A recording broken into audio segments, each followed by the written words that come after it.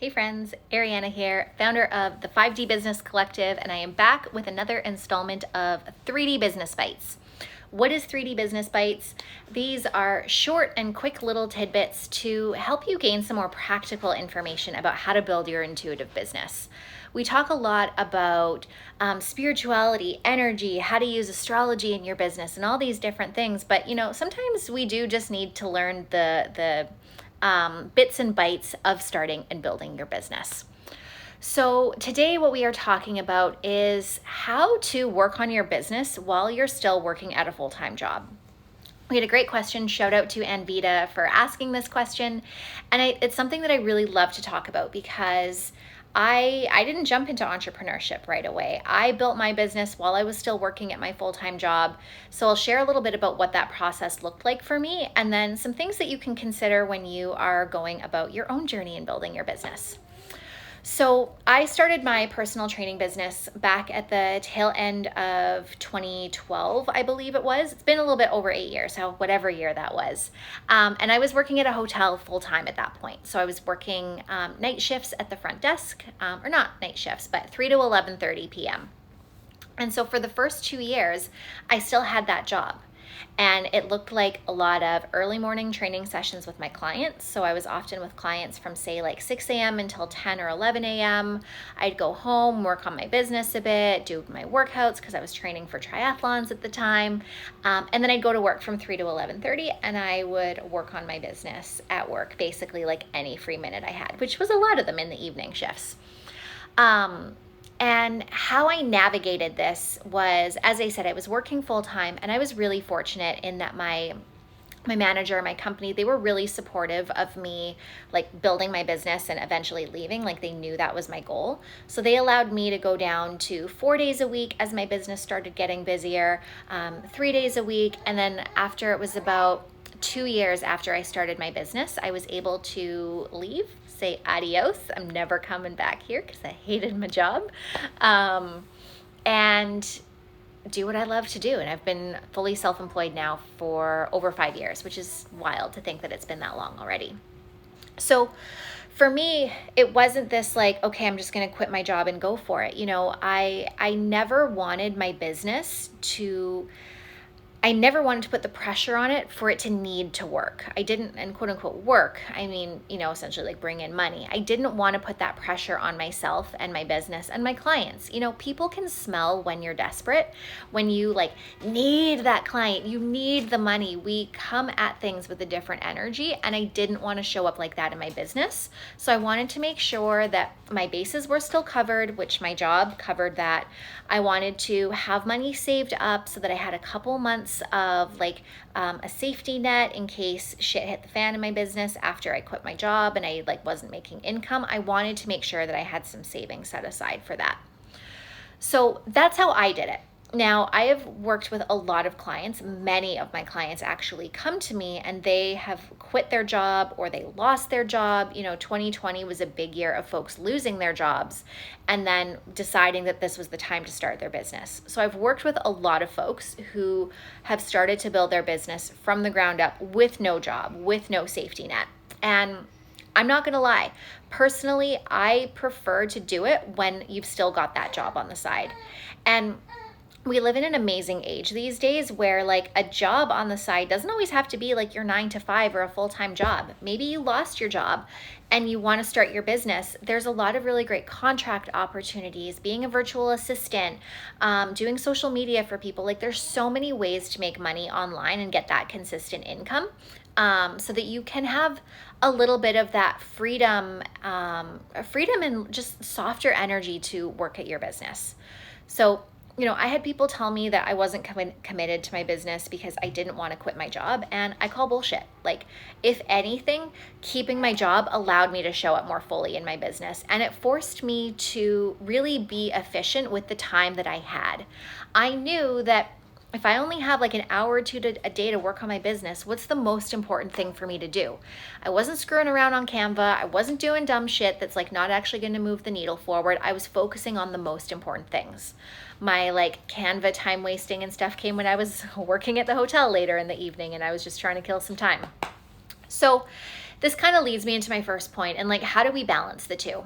And it really boils down to time management and prioritization. So, what's the most important thing for you to be doing in your business? And if you are just starting out, you might not actually know what the most important thing is. But as you start to do things, you're going to start to notice, like, where are my clients coming in from? Are they coming in from word of mouth? Are they coming in from social media? Are they coming in from my podcast? Things like that. And as you can start to track where inquiries and clients are coming in from, that will give you insight as to where to focus more of the limited time that you have. So I knew for me that like networking and workshops were my big needle movers. So I just really focused on going to more networking events and booking more workshops. And as I said as well too, like, oh, hello, Lucy.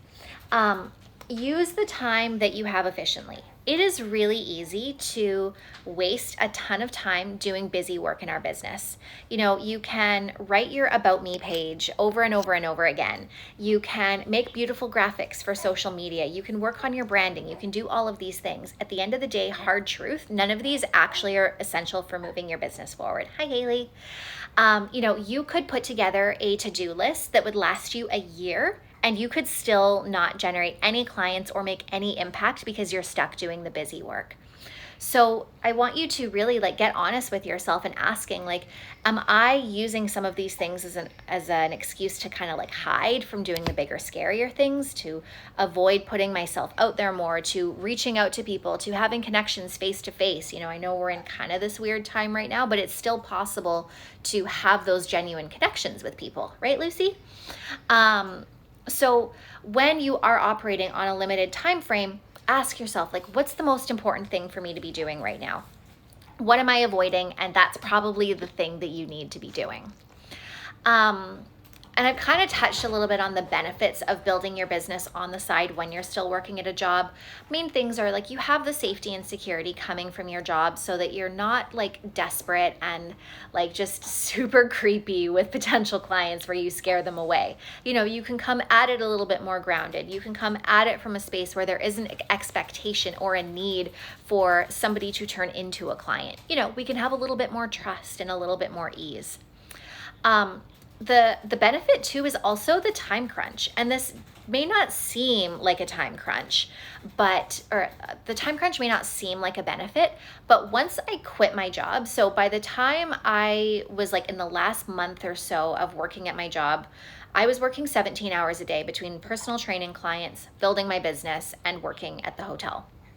I was so stoked for being able to quit my job and to have all of this time and space. And guess what? I was still working 17 hours a day for those probably about the first month. I was so conditioned to spreading myself that thin, making my workday that long. And the reality is that if you give yourself 30 minutes to get a task done, it's going to take you 30 minutes to get that task done.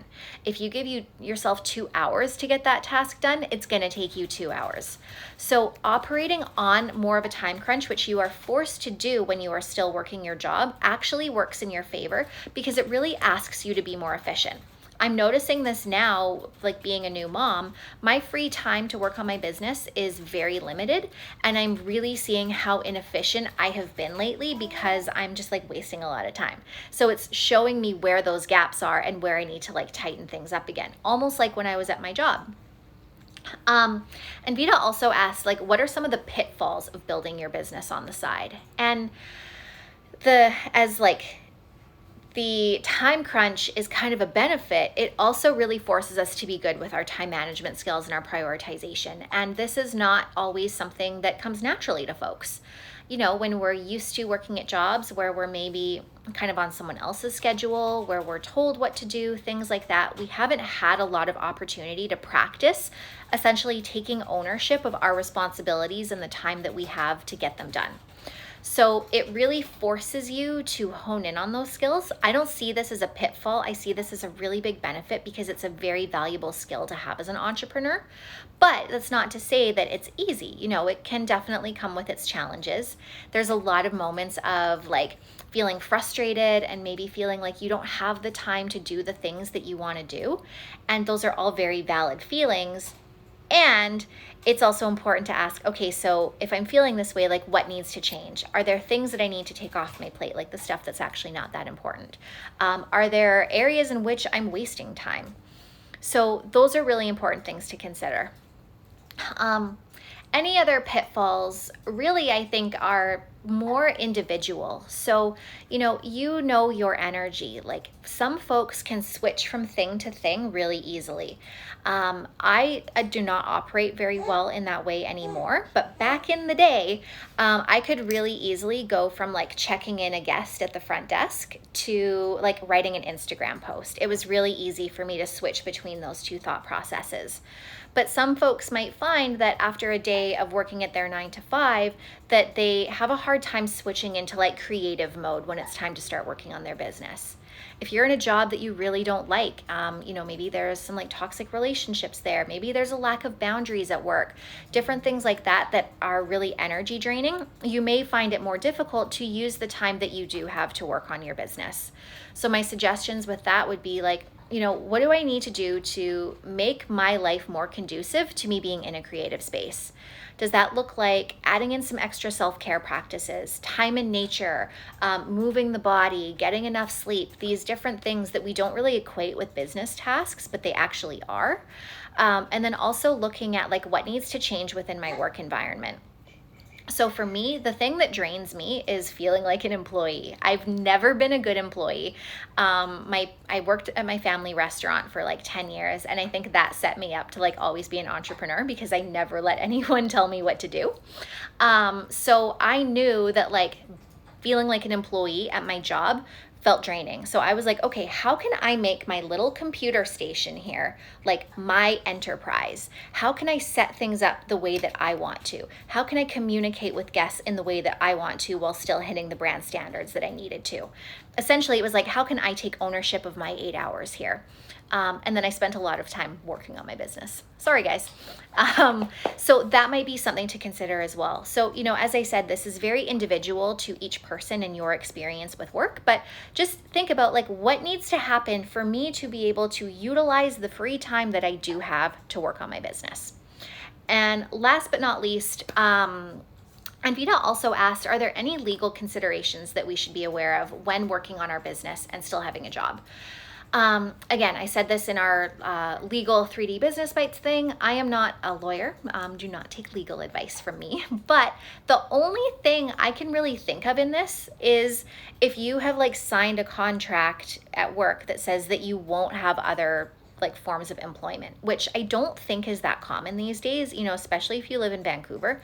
Super common for people to have side hustles. Our city is very expensive. So it's really, really normal for people to be doing a few different things. But I would just be mindful of that. Like, do you have a non-compete clause with work? So, do you do consulting at work and do you want to start your own consulting practice?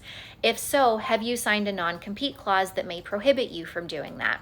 Have you signed something at work that says that you won't be working for anybody else? And does working for yourself count as working for someone else? These are things that you would need to look at. But besides that, I can't really think of anything. If you're going to choose to work on your business on company time, maybe be a little bit sneaky about it. Or don't, after a while, like my manager was super open. She just knew that like when I was done all of my work and there were no more guests to check in, that for the next 3 or 4 hours, I'd be creating content or doing whatever. And they were fine with it. I got really lucky, but probably not all companies are like that. So that's all I'm going to say on that. So yeah. Things that we covered today, how do we balance the two? What are some of the benefits of still working at your job while you're building your business? What are some of the pitfalls? And are there any legal things to consider? So if you have any questions about that, any thoughts, any reflections, comment below. I'd love to hear your experience. Maybe if you're still in this position, you're building your business part-time.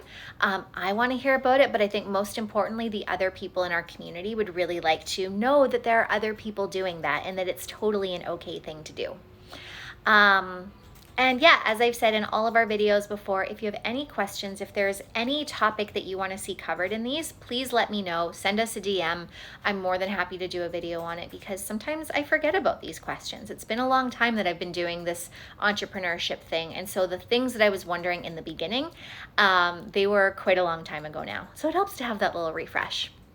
Okay, my friends, thank you again for your time, your energy. I hope this was valuable.